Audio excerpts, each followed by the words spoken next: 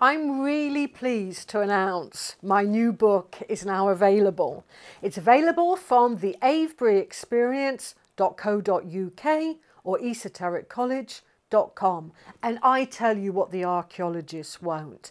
I've spent the past 8 years researching this book. It covers ancient civilizations, three different types of long-skulled people, the very tall round-skulled people, as well as other aspects of Stonehenge that have gone by unnoticed. In this presentation, I'm going to show you a few of the secrets of Stonehenge, but my book is amazing because I'm so pleased that I found the lost shaman of Stonehenge, even crystal healers. There were certain people at Stonehenge that used particular types of crystal. Then I went on to discover earth energies and how the ancients were using earth energies to enhance their harvests. But focusing on this presentation, I'm going to be showing you Stonehenge Phase 1. Stonehenge Phase 1 was quite a unique monument. So I'm going to go to the first slide now and talk about the long-headed people, but not for long, just a brief introduction because that's going to come in another promotion. In this barrow at Stony Littleton, which is in Somerset, it's incredible. It's aligned, as we'll see now, to the midwinter sunrise, where you have this shaft of light go down the axis of the barrow. And within this barrow, antiquarians describe some very unusual people, and their skulls showed them literally that they were different. And let's have a look at an artist impression done by Maureen Branwen Walton. She noticed that through my description that they had their eyes quite low down here and a depression that comes down the face here. You can't see it in the illustration, but a ridge that would follow literally on the top of the head. Very unusual. And in the next picture, we see the length of the skull. And there, like I mentioned earlier, there were two types of long skulls in the ancient world. There was the hyper-elongated skull, and this is an example of that. And there was the lesser elongated, and I'll talk about those later. So this Phase 1 of Stonehenge was created by these people. We're going to go to another slide now, and it's what the archaeologists refuse to tell you. This is Professor Richard Atkinson. Professor Richard Atkinson excavated Stonehenge in the 50s and 60s, and he did a lot of reconstruction work there. Not as much as Avebury. Avebury's far more reconstructed than Stonehenge, but he really lied to us about Stonehenge Phase 1, Phase 2 and Phase 3. And we're going to become familiar with all of these different phases. This is what the archaeologists call Stonehenge Phase 1. It was a ditch and a bank, which is called a henge. A henge has a ditch on the inside and a bank on the outside. So Stonehenge, the most famous henge monument, isn't a henge at all because the bank is on the inside of the ditch, and we're going to find out exactly why. So Stonehenge Phase 1 was a huge white earthen bank with a ditch on the outside with 56 bluestones imported from the Preseli Mountains in Wales. And I'm going to show you now what a polished bluestone looks like. You can see here, this is a highly polished bluestone with flexes of pink.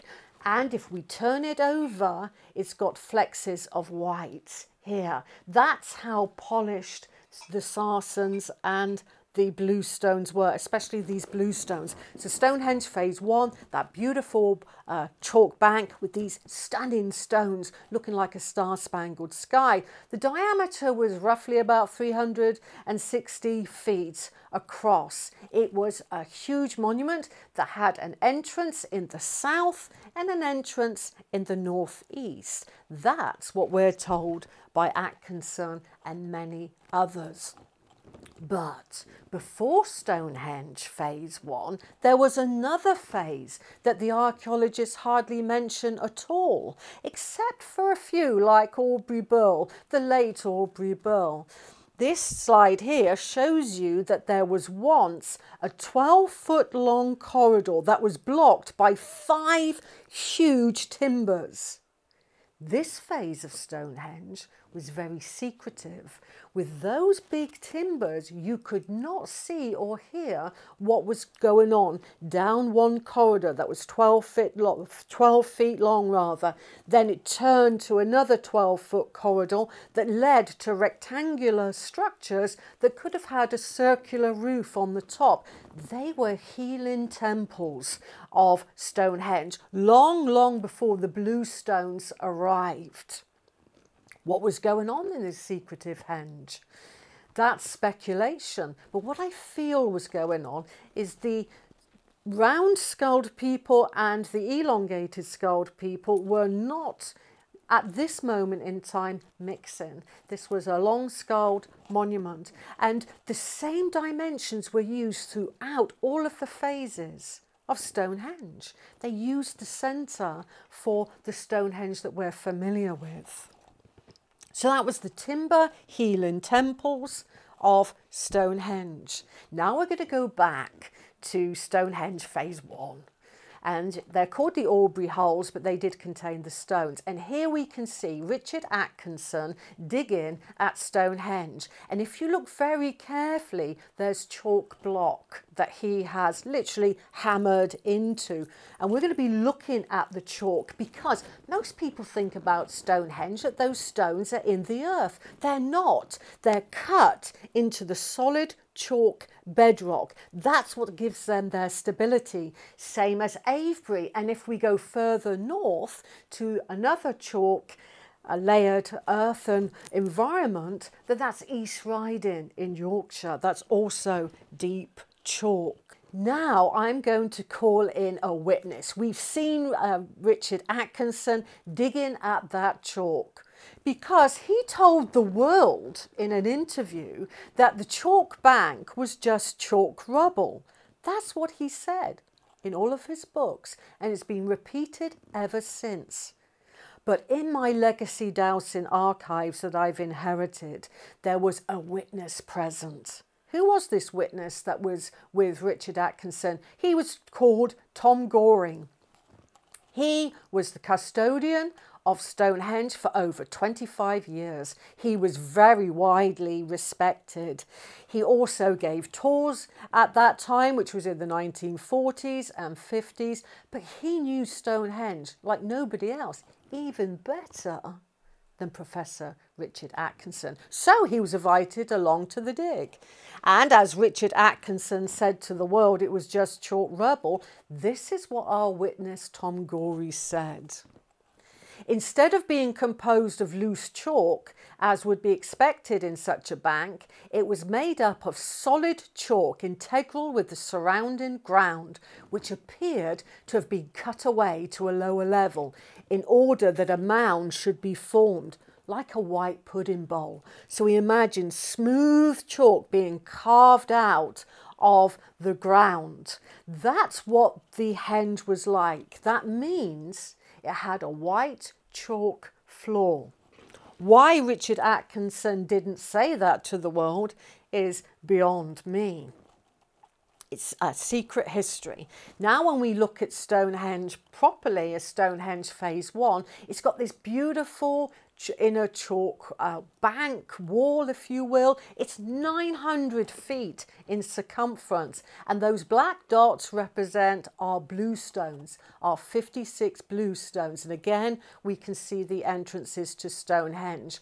Now, Tom Goring said that was smooth, almost like polished is what he saw, and cut out. And what do the archaeologists say to us how it was cut out? By antlers. This antler that you can see here is at the Stonehenge Exhibition Centre, and saying that that huge 900-foot diameter smooth chalk monument was cut out with antlers. It was laser-like.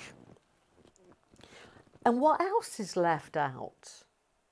When I went to Sardinia, which I'm showing in my next slide, the monuments there, like the monuments in England today and across Europe, look grey and weathered. This is, if you imagine in England, we call them long barrows, cookharns in Ireland.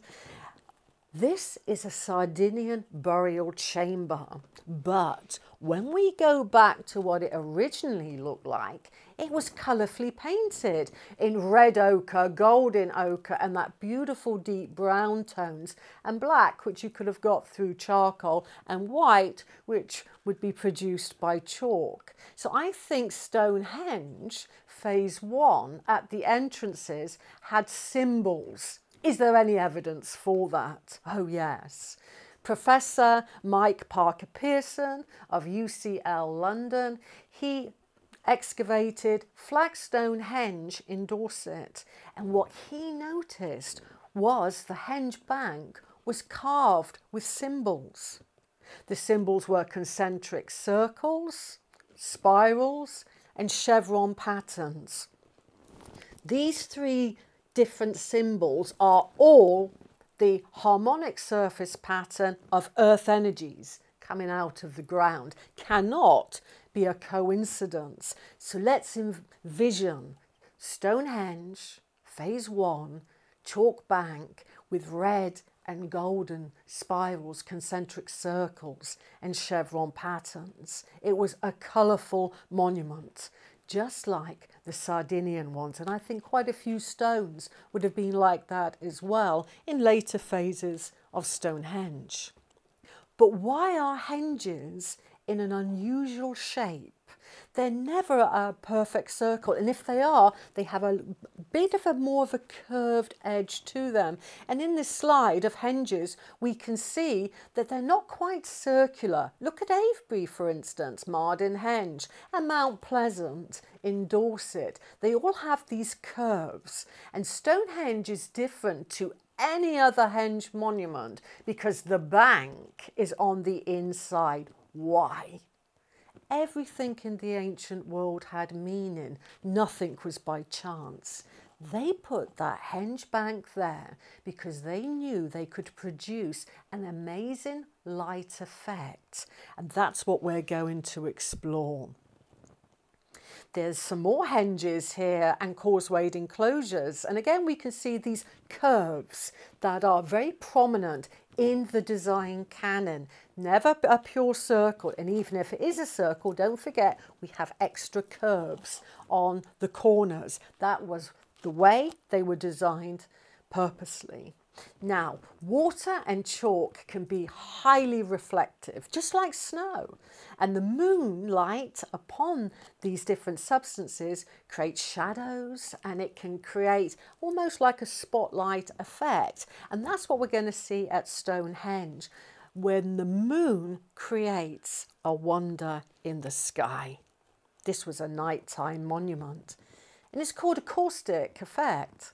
Now, chalk white arcs that I've been describing previously, they can act like a gigantic lens that can produce a visual effect called a caustic. It's a light beam. I was helped out with the caustic effects at Stonehenge by the late and great Richard Cardrew. He helped me, he taught me all about harmonics and geometry, which is included in the secret history of Stonehenge. I have numerous chapters on sacred geometry, and Richard calculated that caustic beams were in effect at Stonehenge in various phases. When we look at the next slide, we notice that even a glass of water can produce a long caustic beam. When you look at swimming pools when you're on holiday, they've got all those light ripples beneath them. They're caustics going through this light effect produced by the sun. And these are produced by the sun here. But the moon can also produce this effect. Now, let's have a look by going back to Stonehenge phase 1, knowing that it had a chalk floor because it was cut out like our main witness, Tom Gorey, said, the curator for 25 years at Stonehenge, and the bank is on the outside. This is going to produce an amazing caustic effect. In the next slide, I'm showing you the caustic effect.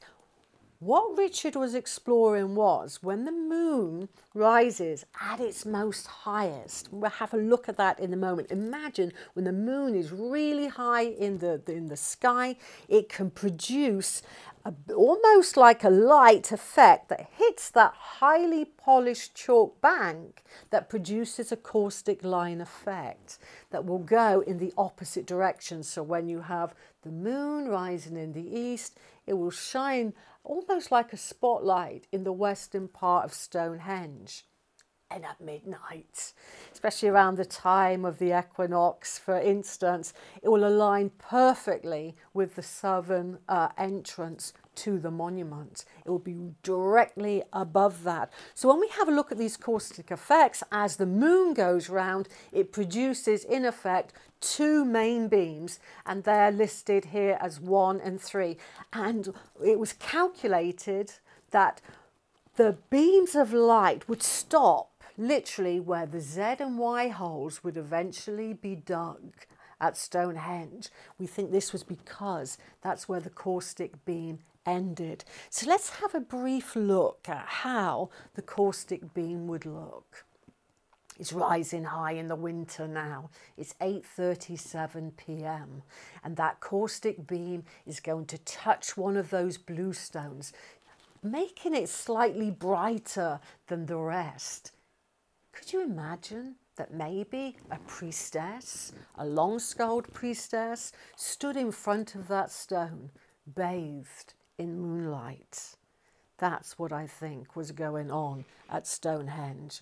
That's why they carved it out of the solid chalk bedrock.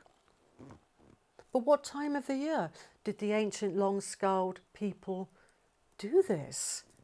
It was one time of the year that's really special, and the next slide shows this. It's called the night of the high moon.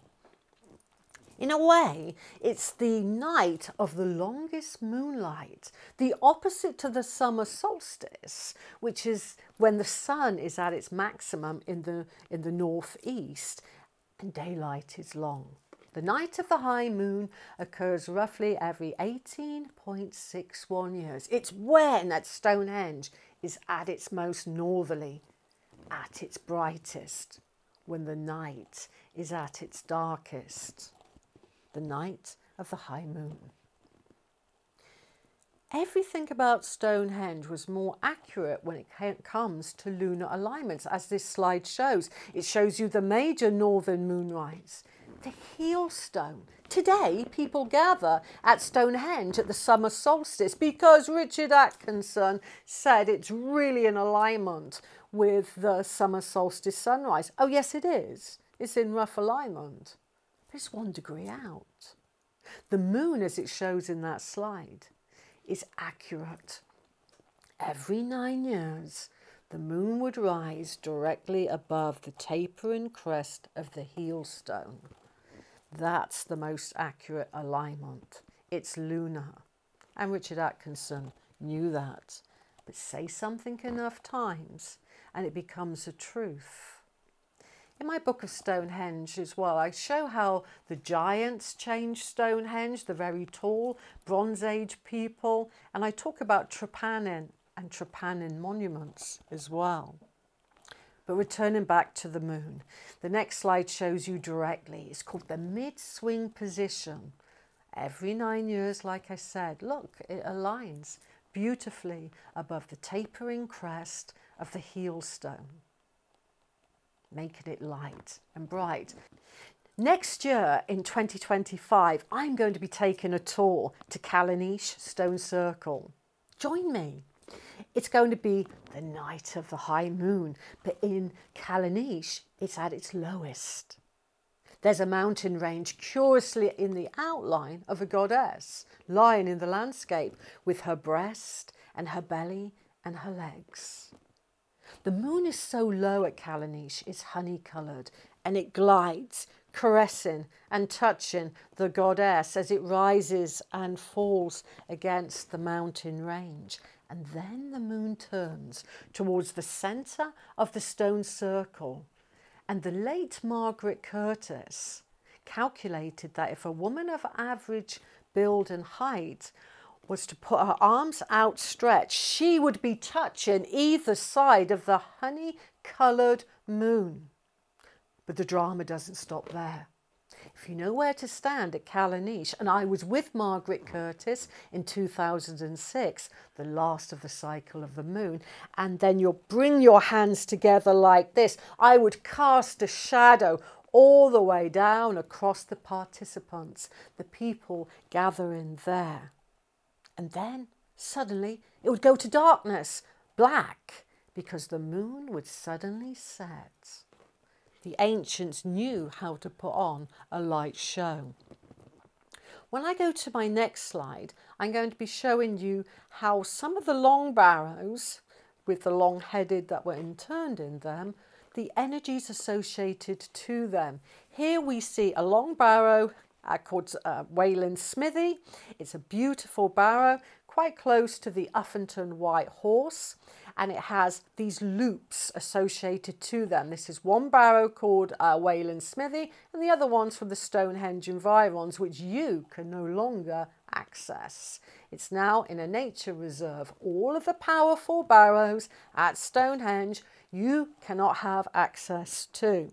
And if we look carefully at that survey, then there's 7 loops, and along Wayland's Smithy's axis line, going right the way down the middle of that barrow, imagine coming out of the ground, there's these 7 pulse points of energy coming out of the ground and forming these loops. They can help balance and activate your chakra system. I have taken hundreds of people to Wayland's Smithy to have their chakras activated and balanced. And right at the far end, there's a vortex there as well. The long skulled were really looking for these types of energies. It's called looped energy, and is also found at Avebury, Henge, and at temples such as Edfu Temple in Egypt, and many more besides.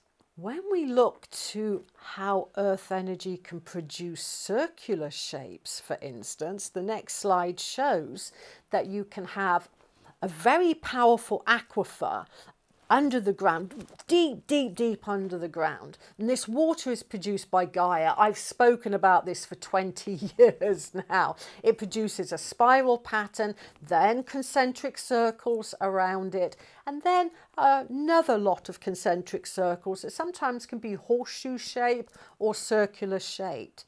That's the power of the movement of water beneath the ground producing this shape.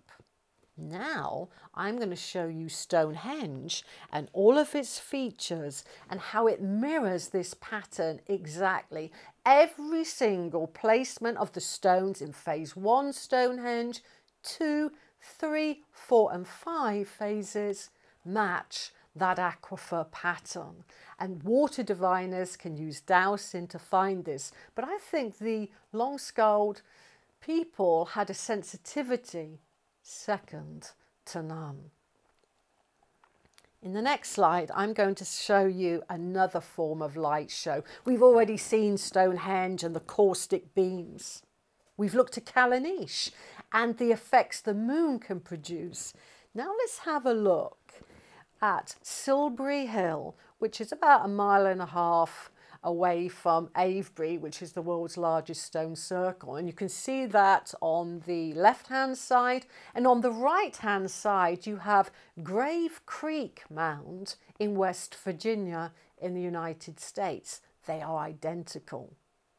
The ancients created these, and it took them their technology to really bring them up to a 30-degree angle. Although some people say if you just pile a load of dirt on top of each other, it will have a 30-degree angle. I disagree. I think that was the design canon of it. But why build a mound like Silbury? Don't forget, we're in a chalk environment. So Silbury, like Stonehenge phase 1, would have been brilliant chalk white, surrounded by a moat of water all year round.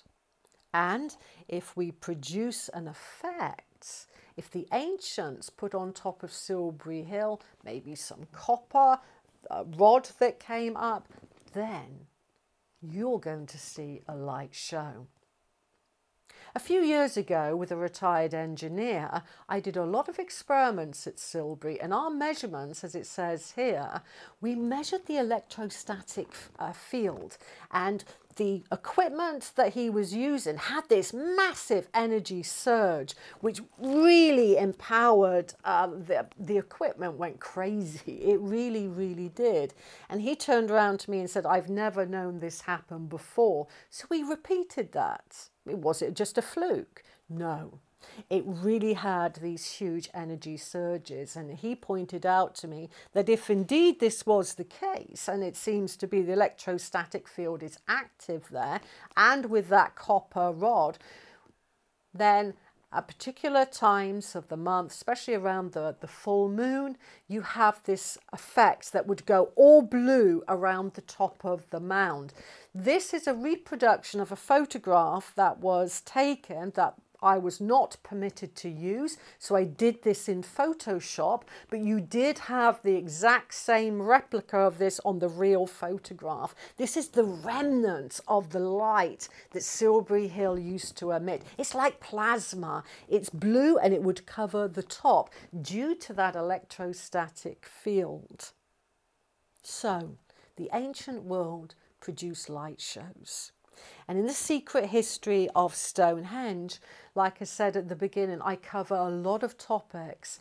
Next one I'm going to do as a promo will be about the 3 different types of long-skulled people.